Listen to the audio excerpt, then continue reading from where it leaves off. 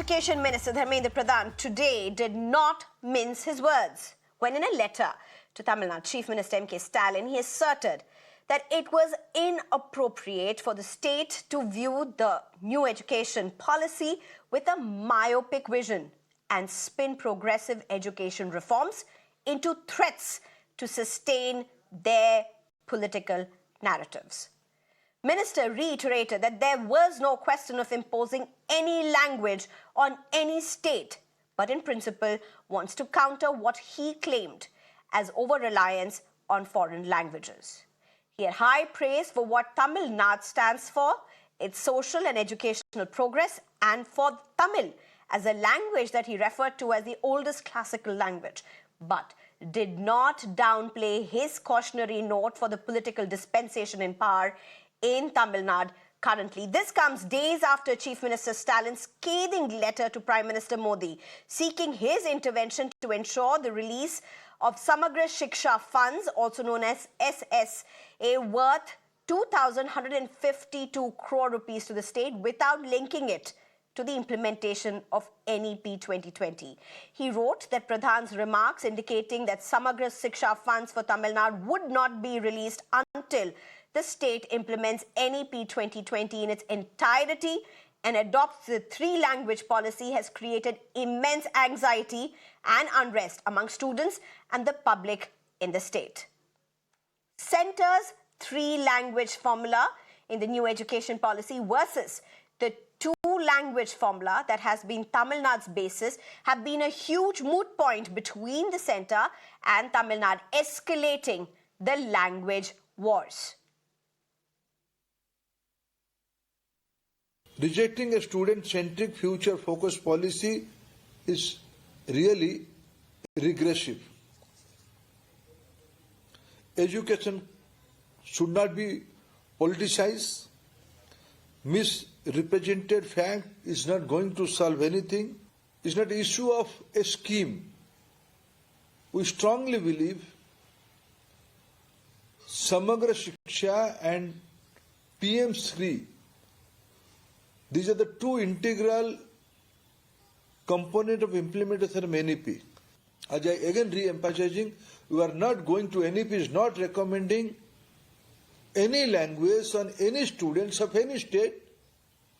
It is up to the choice of student.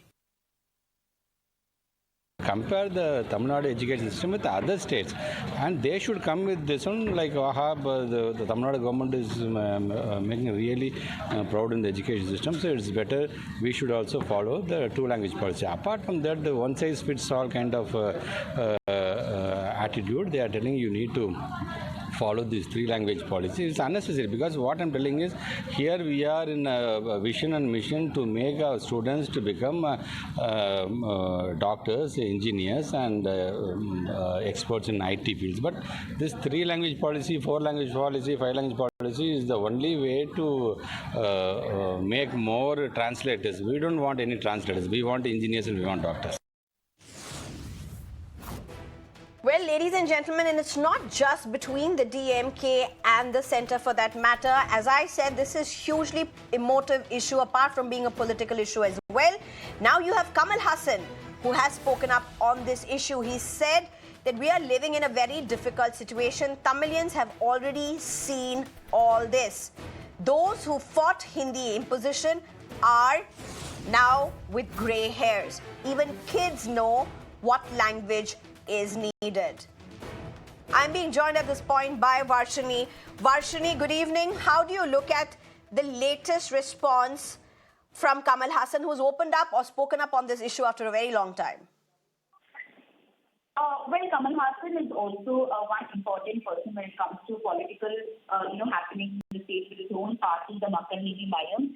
And what is important to note is that today, amidst this row of ongoing row, he has opened up about this language issue and he's spoken about how Tamilians have been fighting for their language for so many years and they know how to do it. And in fact, even children in the state know which language is needed and which language is not. So people from outside don't have to come and force the other languages upon Tamil, is what Kamal Haasan is saying essentially. And this comes in at the point where there is a lot of discussions about Kamal Haasan being offered a Rajya Sabha MP seat in the DMK alliance since he had given his full-fledged support to the DMK alliance from 2024 Lok Sabha polls. Therefore, this is also looked upon from one side, that he is sympathizing with the DMK ideology when it comes to this particular language law because, his Rajya Sabha seat is also on the line. Therefore, there is also a lot of criticism that he is receiving around his comments that he's made. But for now, he's made it stand very clear that he's supporting the DMK in this language law that is ongoing. Right. Thank you very much, Varshini, for joining us with those details. And I'm being joined at this point by A. Saravanan, who's a spokesperson for DMK, also being joined by Anurag Naidu, who's a political analyst, as well as Dr. Akashdeep Muni, who's an educationist. Thank you very much, all three of you. I hope you've been having a good day. Here's the first question to Mr. Saravanan.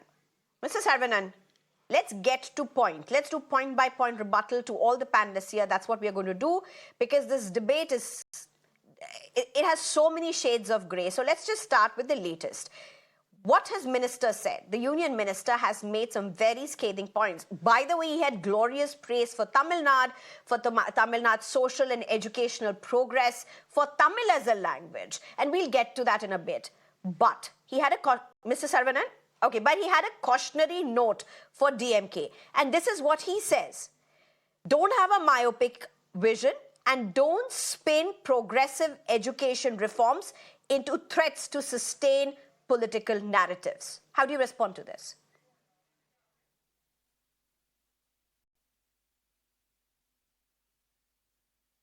Mr. Saravanan?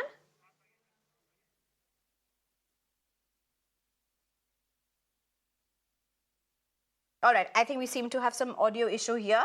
We'll try and get to that. Let me just go at this point to Anurag Naidu. Anurag Naidu, here's the question to you. There have been some very strong political statements from Tamil Nadu, whether it be the Chief Minister who's written to the Prime Minister, whether it be the Education Minister who's gone on to say that this is not anybody's father's money that we are asking for. We are asking for our rightful funds that are supposed to be with us.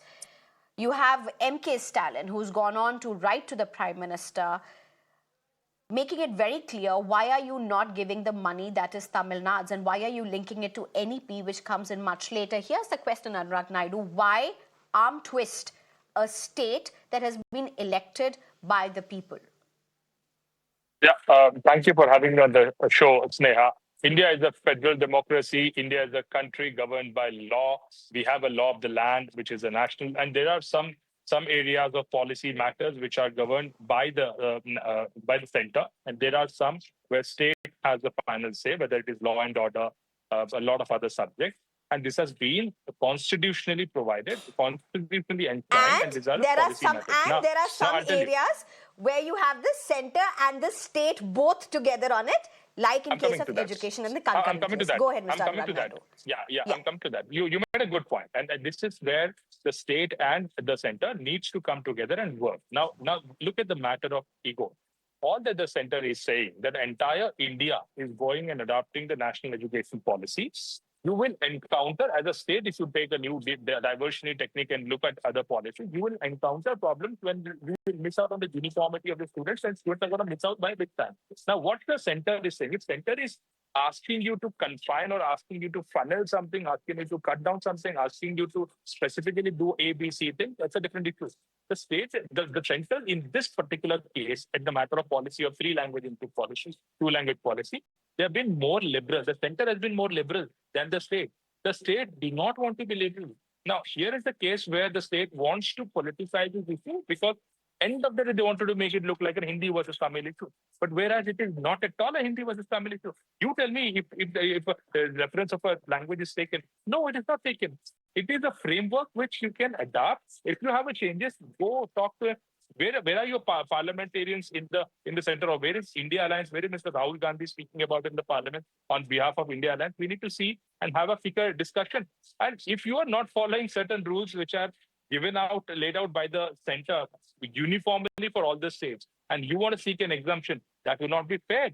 Now, that's what I'm saying, in a federal structure, You need to go along with all other 29, 30 states that are living together with you. And you cannot, for your political interest, spin off something which will disrupt the force of. Actually, we know there are political issues going on in Tamil Nadu. Point taken.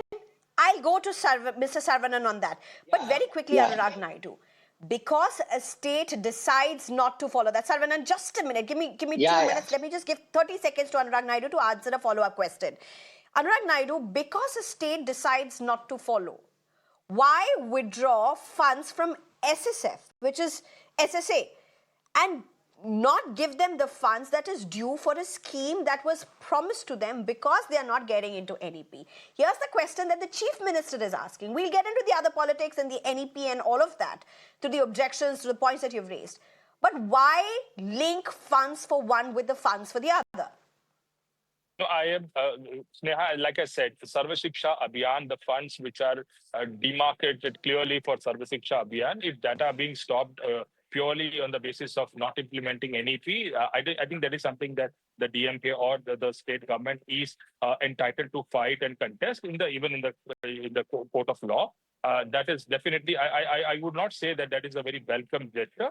I don't think that is the case that the center intentionally has stopped the funds, and there might be sometimes there are delays in the fund. But if you want to politicize the delays of disbursement of the fund, then that's a different issue. But there are several schemes that the state are benefiting from the center where there have been delays in the fund. It's a usual bureaucratic process. Why to politicize on all these things? Okay, but I think Dharmendra Pradhan did make a statement about how the funds would be released only after you have the implementation of NEP. But let me get in Saravanan at this point. Mr. Saravanan, a very spirited argument by Mr. Naidu. Despite his ideological position, is saying it's not fair to link the funds for SSA with the NEP. So that's one thing. Despite his political differences, he's putting that straight, and you are free to go to the court. It's not like you've not gone to the court against the center earlier, and either against the governor. So you're free to do that. I don't think that's happened till now before the court. Second point, look at what the minister says today, and he had glowing praise for Tamil Nadu. He did praise Tamil Nadu for its social and educational progress, and he praised Tamil as a language. But he had cautionary notes for the DMK as a ruling dispensation. Yeah. Sneha, two things. First and foremost, this attitude, this mindset that 29 states are following it. What is the problem with you?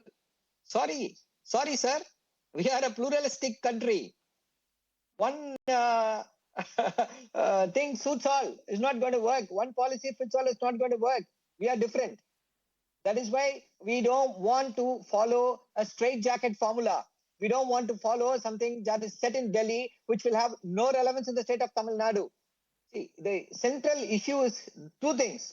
One is the national education, implementation of national education policy, and the PM Shri three-language formula. See, they are linking the PM Shri schools with the SSA funds, Samagra Shiksha Abhiyan funds. PM Shri schools, they say, the PM Shri schools will have national education policy and it will have three-language formula. We have problems with both of these. We don't want national education policy and we don't want three-language formula. 1968, the issue of three-language formula has been settled. And why are we bringing? It's not us who's bringing in the language here. It is the BJP which is bringing in the language. They are saying we will bring in the third language. The third language is going to be Hindi. That is why we are saying it is Hindi imposition. And they are cleverly saying, Mr. Naidu, we are not Mr. Naidu, come in. Yeah. I anticipate your question. It's a third language and it is not going to be Hindi. It can be any language. But cleverly, you are more than twice clever because you will not allocate any funds for appointment of teachers who know Malayalam, who know Kannada, who know Tamil, who know Bengali. But every year, you will spend 80 crores for appointment of Hindi teachers. So what is your idea? Your idea is to surreptitiously bring in Hindi as a third language. Mr. Muni, come in here. So here's the question. And sorry, let me just get in Anurag Naidu. Akashdeep Muni, just give me a few more minutes. Let me just get the counter from Anurag Naidu at this point. Anurag Naidu, here's the question. And this is what Saravanan is saying. This is what DMK is saying. They're saying a simple straitjacket point. Because other states are implementing it and Tamil Nadu is opposing it, why do you want Tamil Nadu to respond the way other people are behaving or other states are behaving? That's not federal democracy. That's one point. Second point, Hindi is not mentioned in the three language, but isn't it eventually towards Hindi and Sanskrit if you have anyway a local language being taught in a state and then you have English which is being taught in a state for the common good? I mean, if you have people from different states studying in a particular school, how many languages a third language will open up? Anurag Naidu. First, to respond to your first question, when you mentioned about the federal democracy, now, Sneha, if all the states decide to go their own way, right? And we have students from Tamil Nadu working in Karnataka, working in Andhra, Delhi. There are students who are, going ahead and claiming their seats in other states for the medical or engineering. So if you're building these restrictions today, which is specific to the state, it may serve your short-term political gains, but you are going to hamper the future of the students who, in other way, would like to go and study, pursue their higher education in other states. So that is where the center comes in. Okay, in but this here's the federal question. democracy to claim. If DMP is going to hamper the future of an entire generation, they will never come to power again. You agree to that? This future generation are going to be turning out to be the voters. And they will never get to power again. So what is this about? That is why I'm saying short-term political gains and long-term political gains. Short-term political gains, it may help them come back to power. Just 1 second, sir. I'll just answer your second point. I mean, let me just finish. Yes, Mr. Saravanan, I'll come to you. That's why I mentioned short-term gain. And now when Mr. Saravanan also mentioned about the appointment of strategically designed, Machiavellian design to appoint only Hindi teachers, how many times the state government has gone to the court or the Supreme Court, how many petitions they have filed that this is the design in which they are being operated, we need to change the policy. Now we need to also, there are processes and systems in place where you can go and contest. Where have you contested? If you know it in such a finer and minute detail, please go ahead Mr. Saravanan, these are strong allegations from the DMK. Where is it in the court? Where is it legally? That's why the accusation against DMK from your political detractors, this is just political whitewash. See, we don't need advice from the RSS on how we should address our problems. Go do this, do that. We know what to do. And he said this is a short-term political gain. We opposed Hindi, three-language formula, not now. In 1937, 100 years ago, we opposed it. And look at where we are. And look at the state from where, what he is doing. Any state is not comparable to that of the state of Tamil Nadu when it comes to education, when it comes to improvement of lives of the people in the state of Tamil Nadu. So please don't preach, sir, without knowing what is the situation here. We know about what is the political gains we are making. We know what insights, what developments, what strides we have made. So let's not go there. The simple point is this. Why are you not releasing the funds to us? That is the question. The fund does not belong to the union government alone. It is collected from the taxpayers from the state of Tamil Nadu. We want our proportionate share. And you have the temerity, you have the audacity to say we will not release. It is not about delay. The union minister is arrogantly saying, I will not release this 2,100 crores. You don't, and look at what the local BJP leaders are saying. What is wrong in studying Hindi is what they are saying. Nobody is opposing anybody studying Hindi. We have big Hindi Prachar Sabhas here. The only thing is, what is the use in making it compulsory? What is the use in studying Hindi as a compulsory subject? Okay, Mr. Saravanan, there's one gentleman who's been very patiently waiting. Please. So allow me to go to him. Dr. Akashdeep Muni, thank you very much for your time. Now, I'm going to be talking to you as an educationist. Here's my point blank question. Going beyond the politics, what's the truth? Is a three-language policy going to, as the allegations are, enforce Hindi or Sanskrit through the back door? Why I'm asking you this question, and I have asked you this question before as well. Now, if you have, say, Tamil Nadu, let's take Tamil Nadu, or let's take any southern state for that matter, which has strong linguistic divides for that matter, say Kerala, Tamil Nadu, or Karnataka. Now, let's take Tamil Nadu. So in Tamil Nadu, you have a school where you have children from across the country who are studying. So they are studying, there's a two-language policy there. They're studying Tamil and they are studying English. Now, the third regional language, how is a school which say has 5 people from one state, another 2 children from another state, another X number of children from another state, if they all want to study multiple languages, one school cannot afford that. So which is going to be the common denominator? It's going to be Hindi or Sanskrit. That has been a CBSE model for a very long time. Here's a very simple question. How do you address this? Nehaji, there are many grey areas as you cited. I'll clear some of the doubts here. First and foremost, the third language can be decided by the state government. Okay, it is not an imposition that you have to impose Hindi only. It can be Malayalam, it can be other languages as well. Second point I want to make is that the gentleman from DMK was saying that center is not allocating, the center will allocate only Hindi teachers. I totally disagree. In schools specifically, going by your example, in schools, the school system is managed by the economy of such states, not of the center.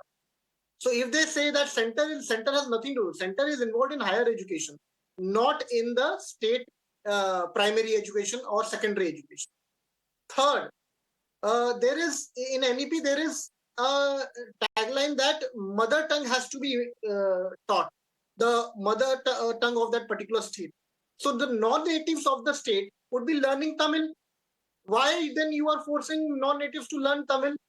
You should have objected to that as well, but that is not done. However, in NEP, there is much flexibility. So if the Tamil Nadu government wants, it can implement NEP, there is no problem.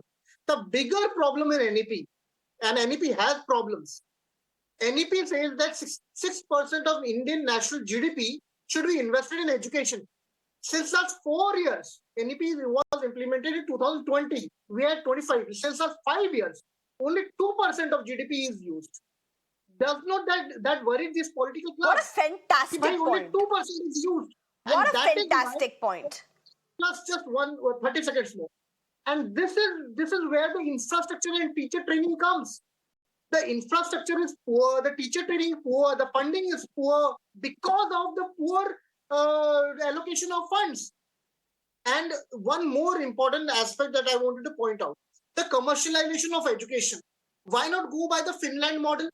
You can go by the Finland model where all the students are taught in a government school, including the children of the politicians.